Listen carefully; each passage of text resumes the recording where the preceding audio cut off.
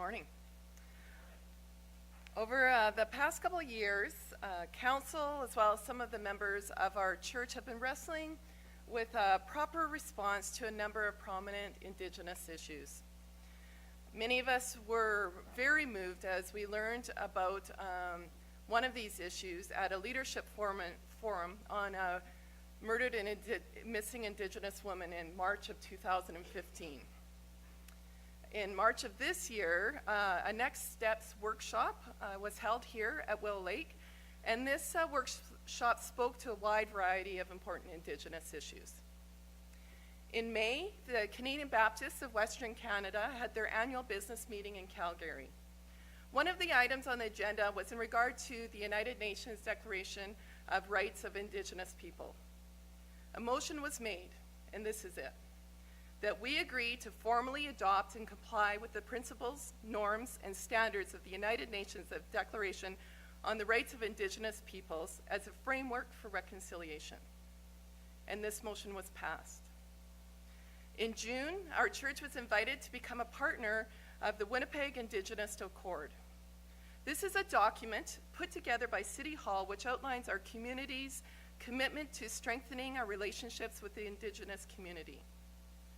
Our council sent the invitation to the elders for direction, and it was unanimously agreed upon by them that, I quote, Willowlake should enthusiastically embrace this opportunity to sign this historic document. On June 13th, the church council met and had a very positive discussion about the accord and whether or not we as a church were ready to sign and commit ourselves to the creation of some strategic goals as well as an action plan. It was agreed that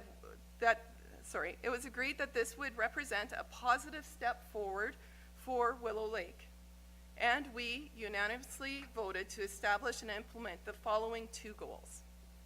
The first goal is Willowlake Baptist Church will develop ongoing education strategies to learn about the church's role in colonization, the history and legacy of residential schools, and why apologies to former residential school students, their families, and communities were necessary.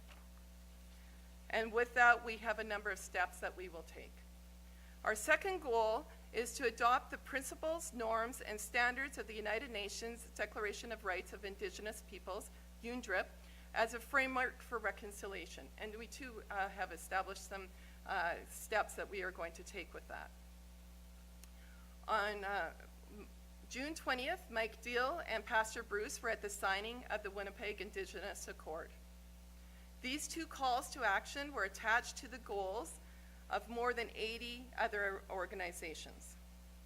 We are very proud to be one of only of a few churches in our city that took this bold step. So today is one of our first steps for as our congregation. Mike and Annika will be providing us with some information in regard to UNDRIP. After the service, I will be available, as well as other members from council, up at the front here to answer any questions that you may have. And there is going to be a video before Mike and Annika come up about the signing of the accord. Good morning. Are we all sitting comfortably? Because some of this might not be so comfortable for you, and that's okay. This is a map of the treaty territories, and we were part of Treaty 1, this area here, that was signed in 1871. It's the traditional homeland of the Anishinaabe, the Cree, Oji-Cree, Dakota, and Dene peoples, and the home of the Métis Nation. The treaties were signed, there was a number of years of effort there by the federal government in order to, well, both parties to the treaties, the Indigenous people and the federal government, had kind of different approaches. The treaties were seen by the Indigenous people as a way for them to live in harmony with all these people that were coming and with their traditions, and to be able to welcome the settlers. And the federal government saw them as a way to access the territories and prevent American expansion north into Canada.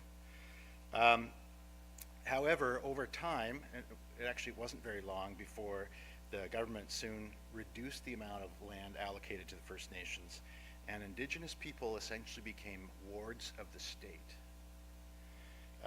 And traditional self-government was essentially removed. So, are these treaties still applicable today?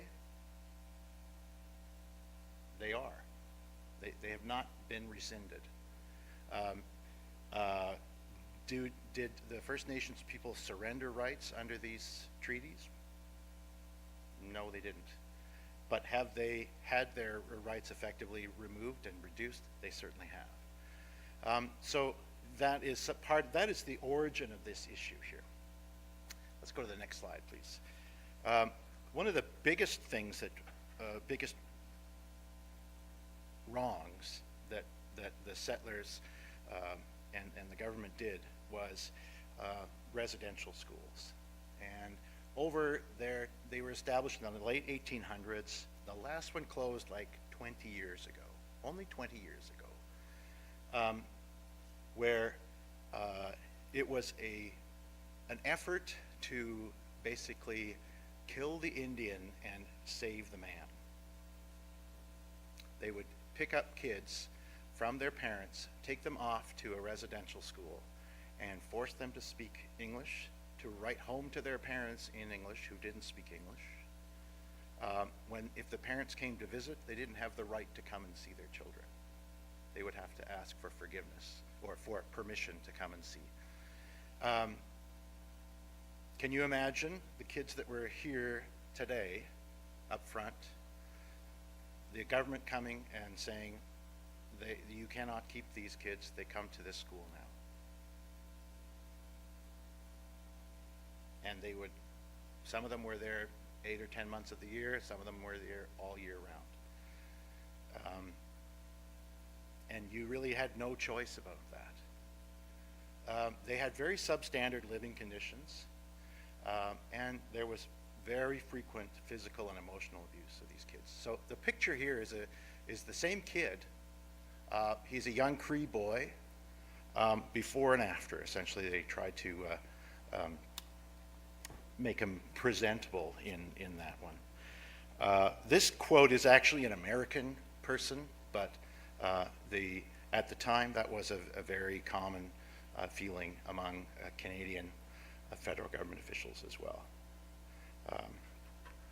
So it's pretty horrific. Next slide, please.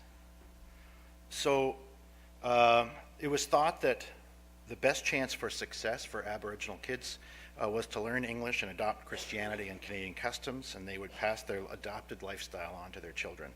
And Native traditions would diminish or be completely abolished in a few generations. Aggressive assimilation was the policy that the Canadian government ran at a church-run, government-funded industrial schools or residential schools. The government felt that children were easier to mold than adults, and the concept of a boarding school was the best way to prepare them for life in a mainstream society. Agents were employed by the government to ensure that all Native children attended school. Just advance it again. So this is one of the reports that the Truth and Reconciliation Commission produced, was about, specifically about that. So there was, in the early 1990s, Aboriginal and First Nations leaders started to speak out more about the injustices that happened in the residential schools. Next slide, please. And there was essentially an agreement. It wasn't it didn't go to court, but there was the survivors of residential schools essentially sued the government, and there was a settlement agreed upon in 2006, and a number of people received some compensation about this, but the large part of the outcome of this was the establishment of the Truth and Reconciliation Commission by the federal government. So it was first established in 2008, and a number of the things it did was have open public events across the country. It happened to be that the first public event was here in Winnipeg. And so there was there was quite a few months at the arena downtown where there was regular meetings. Does anybody go to any of those? They were open to the public. It was kind of not very well published, or we weren't necessarily aware of that. But by the time it ended in Vancouver, there was quite a lot of public attendance at these things. People would come and tell their story about their experience with residential schools. And often it was very heartbreaking, but it was a way for these victims of this process to speak their mind, to be heard finally, to feel that they were being listened to. They published a report in 2015 which contains 94 calls to action. And there is now a National Center for Truth and Reconciliation with the archives of all these events at the University of Manitoba now that you can go and see. The report had these, so let's go to the next slide, please. Justice Murray Sinclair was one of the commissioners of the report, and this is one of his quotes that I really like. This is not an Aboriginal issue, it's a Canadian issue. And I would extend that even further to say that it's a Christian issue.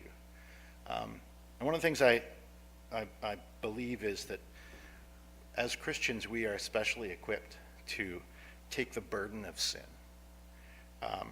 Not even just our own sins, but those of our forebears, of others as well. And God calls us to seek justice and show mercy. Next slide. There are 94 calls to action in the final report. They are very interesting to read. I can give you a link. There's a short version of them on a CBC report, and then there's a full report as well. But they talk about child welfare, they talk about education, health, language and culture, and justice, and of course about reconciliation. So for example, there's something called the Jordan's Principle, which is that under our Constitution, Indigenous and Native affairs are the responsibility of the federal government. But also under our Constitution, things like education and healthcare are provincial responsibilities. So all of the Aboriginal or the First Nations Indigenous people that live in this province, how do they get healthcare and education? Well, the province doesn't provide that. So it's the federal government that does that. Or say healthcare. Jordan's Principle states that there was a boy named Jordan who had very special needs, who was born in a hospital in Manitoba here, and could not go home because the provincial government was not willing to pay for a home care health care aid for this baby, and they were arguing with the federal government about how this was going to happen, who was going to provide this aid. And eventually Jordan died in hospital because the two governments weren't able to come to an agreement about how this was going to be paid.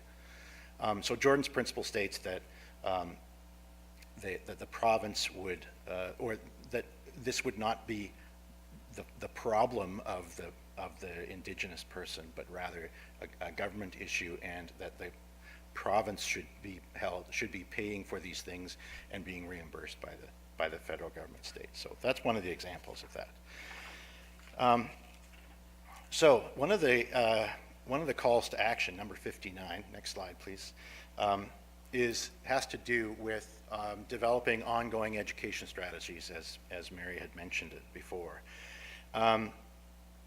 And for us to understand the history and legacy of residential schools and understand why apologies to the students, their families, and communities are necessary. So if you can imagine generations, right, from the late 1800s all through the 1900s up till 1996, generations of First Nations children growing up with essentially no parental experience, like not proper relationship with their parents. So what is happening now? They are grown up having children of their own. How do they have a proper relationship? How do they understand parenting when it's been so wrecked by that experience? And then just on top of that, and then if you add the physical and emotional and often sexual abuse to that, no wonder there are tons of issues with addictions as people self-medicate to try and figure out how to deal with this pain that they've gone through. So one of the things when I was at the signing ceremony, one of the things I heard was that there is a considerable inertia these days among the broader society towards reconciliation. But in a way, we might be skipping through the truth part of this and not fully understanding the truth as it impacted these people. What does that truth look like? So that's part of our education here, is that we talk about the truth aspects of what has been a long, long time of problems that we have imposed on these people. So I want to talk a little bit about that in terms of what we might have learned in our education system.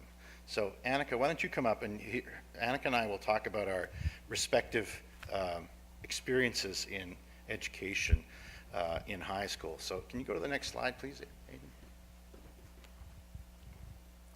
Okay, go ahead. You can ask me. You ask me first. What did I learn? So when did you go to school, Mr. Diehl? Well, I went to school, I graduated in 1985, so that was a long time ago. And I didn't ride a horse to school. Yeah, I'm reading that one. But my dad did. What I learned about was the Plains people that were lived on the land, lived off the buffalo, traded furs with the Northwest Company and the Hudson's Bay people. I didn't learn anything about treaties. We heard about smallpox.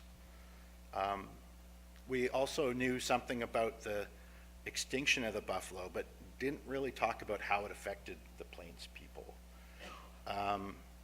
So yeah, that's about it. It was very, it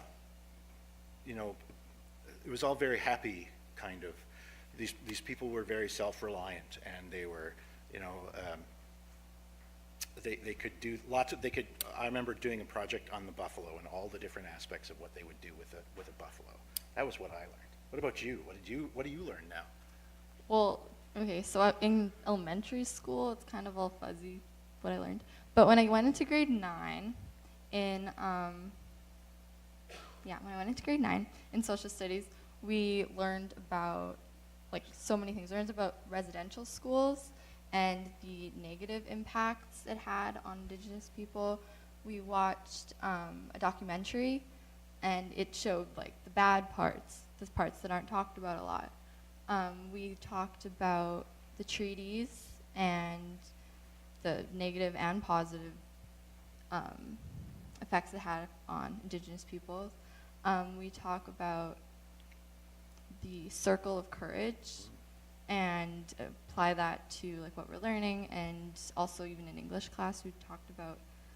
So it's very much, we talk about the good and the bad and how it affects us and how it affected people in the past. So yeah.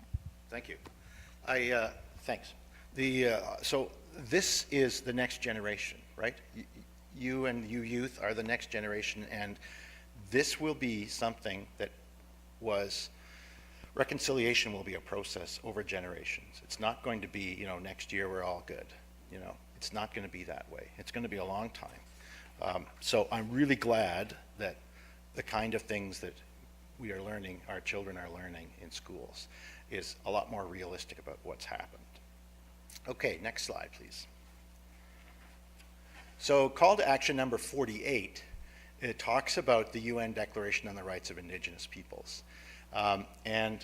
Mary already mentioned this. This is one of the goals that we attached to the Winnipeg Indigenous Accord, and that CBWC had an assembly in May that we adopted a similar resolution to that. So we are going to be looking at not just our bylaw, but basically any kind of things that we are doing that might, that does it align with the kinds of rights and things that are declared in the UN Declaration.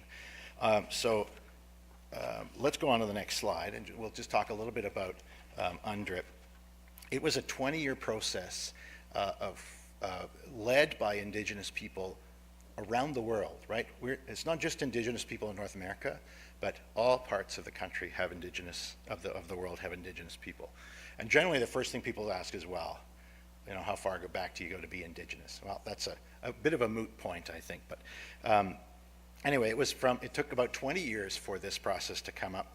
And interestingly, in 2007, there were four countries that did not sign on to this accord, this process. And that was Canada, US, Australia, and New Zealand. Because, of course, we didn't have any problems with Indigenous people, right? Is that why? No, I don't think that's why. So eventually it has been, in 2010, Canada did remove its objector status, is really what they call it. And then in 2015, the Liberal government did make some further commitments or statements in support of UNDRIP. But I think that's a little telling that those four countries in particular have had some significant issues dealing with Indigenous people. And I have a little bit of video, an interesting video here in the next slide, talking about UNDRIP.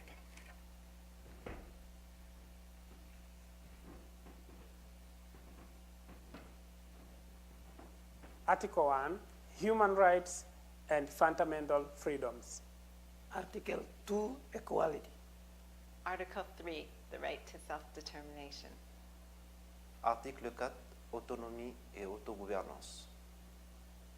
Article 5, Indigenous institutions, state participation. Oh, Article 6, nationality. Artículo 7, vida, seguridad, libre de violencia, protección contra genocidio. Article 8, cultural integrity and prevention of cultural destruction. Artículo 9, comunidades y naciones sin discriminación. Article 10, free, prior, and informed consent prior to removal and relocation. Article 11, cultural tradition and customs. Article 12, spiritual and religious traditions, repatriation of remains. Artículo 13, el propio idioma es fundamental para preservar la cultura. Se garantiza la participación en diversos procedimientos. Article 14, education and our culture and language. Article 15, enseignement et information publique pour promouvoir la paix dans la société. Article 16, media and cultural diversity. Article 17, employment and labor, protection from exploitation for children. Article 18, indigenous decision-making and institutions. Artículo 19, consulta previa con el consentimiento libre, previo e informado. Article 20, subsistence and development in economic activities. Article 21, improvement of indigenous living standards and special measures. Article 22, ensure protection for elders, women, youth, children, and persons with disabilities. Artículo 23. Determinar y administrar el derecho al desarrollo económico y social. Article 24. Traditional medicine and holistic protection of resources. Progressive realization of physical and mental health. Article 25. Indigenous peoples have distinctive spiritual relationships with their territories and have responsibilities to future generations. Artículo 26. Derecho a la tierra y reconocimiento legal de los sistemas indígenas. Article 27. Due recognition of Indigenous lands and resources through fair process based on participation. Article 28. Indigenous redress and restitutions for lands and resources. Article 29. Environment, conservation and protection, prevention of hazardous materials, restoring health impacted by such materials. Article 30, no military activities on indigenous land. Artículo 31, patrimonio cultural, propiedad tradicional y propiedad intelectual. Article 32, determine, develop priorities and strategies for resource development. Article 33, identité indigène et citoyenneté basée sur la coutume. Article 34, indigenous legal structures and customary practices in accordance with human rights standards. Artículo 35, determinar responsabilidad individual en comunidades indígenas. Artículo 36, contacto y cooperación, mismo si dividido por frontera. Article 37, recognition of treaty rights and observation of agreements. Article 38, national measures for achievement of declaration articles. Article 39, access to assistance from states and international cooperation. Article 40, dispute resolution and remedies based on indigenous traditions and customs and international human rights law. Article 41, full realization of rights through cooperation and assistance from UN system and intergovernmental organizations.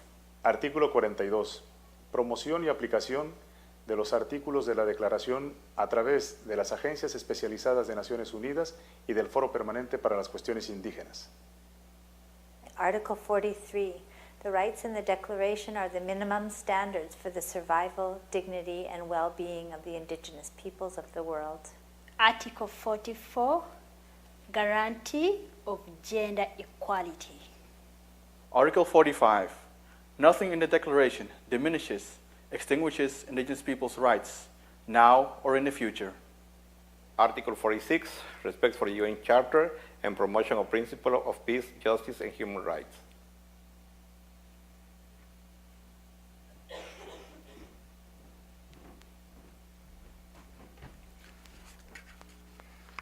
So, all of those rights, right to self-determination, participation in decision-making, cultural, spiritual identity, lands and resources, being free from discrimination, do those seem unreasonable? Do any of us feel like, as part of, we are essentially the privileged, we already have these rights? It might seem self-evident, but why do our indigenous people across the world feel like this needs to be stated outright? That's because they don't feel the same way, they don't feel the same access, and we have not been extended that same way to, not just here in Canada, but across the world.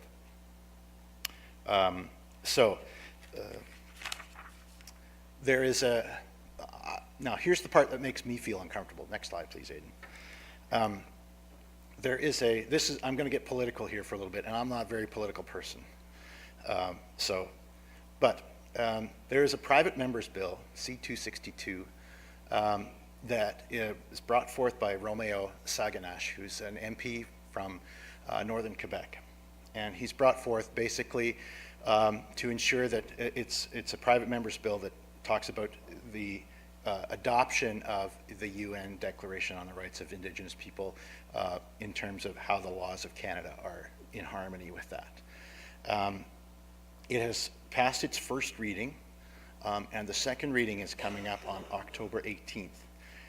And there is, the Liberal government has been quite progressive on Indigenous issues, but this isn't necessarily a slam dunk for this bill to get past second reading.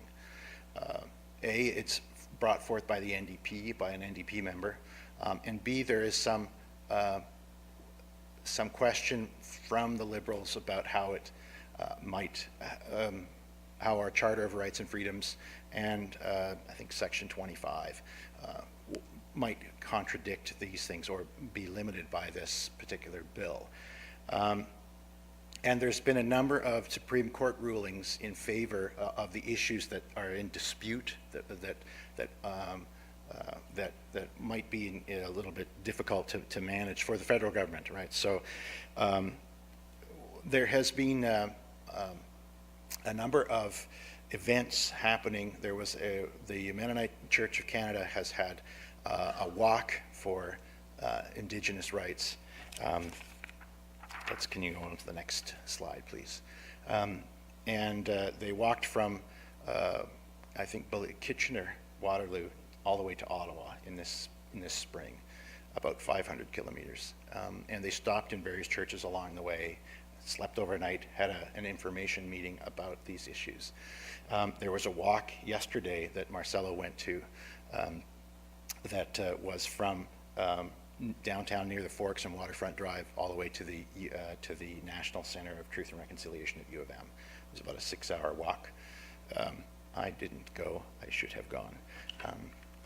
But anyway, there is a postcard campaign that the Pilgrim for Indigenous Rights at pfir.ca is a great place to go to see these kinds of things, isn't it? In the blog entries from that. But we have, you may have seen them over the summer, these postcards that are available out at the back.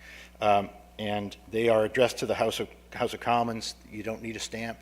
If you want to write to Justin Trudeau or your MP or both, and just say that you would support the UN Declaration and Bill C-262, I'd invite you to do that. The names of if you don't know who your MP is, you can see me afterwards and I'll figure that out for you. Next slide, please. So here's an example. It doesn't have to be adults. These are kids that are doing this. I should mention that the little girl you saw signing the accord in the video, she is the 7th generation of somebody descended from the 7th generation of somebody who signed Treaty 1. So her mother brought her up to sign this accord as well, with a hope that we would respect Treaty 1.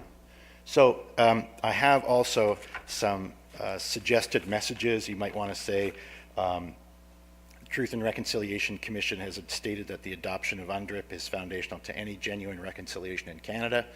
Please support Bill C-262.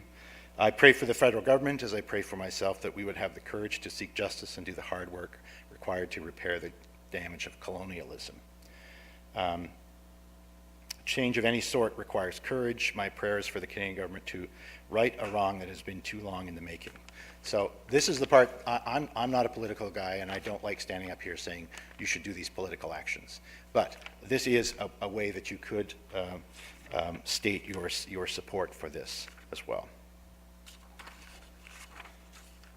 And Annika and I will be around to hand those out to you later on. Let's go to the next slide, please. So these principles of the UN Declaration already apply to us and the privileged. If you feel uncomfortable about this, please recognize that this means you are most likely part of the privileged, that our society is set up for your comfort and success. Now think about those who try to live in a society that marginalizes and devalues and dehumanizes them now and has done so for many, many generations. And yet the Indigenous peoples are reaching out to us and inviting us to participate in this conciliation process. We need to seek out Indigenous voices and ask for their direction to build a right relationship with them. We have a long history of telling Indigenous people what they should do, what is good for them, or rather, what is good for us. Let's break that and let them guide us. There's a time for leadership and a time for serving. We need to serve. We need to be obedient and let the victims of our sin as settlers lead us to justice and mercy.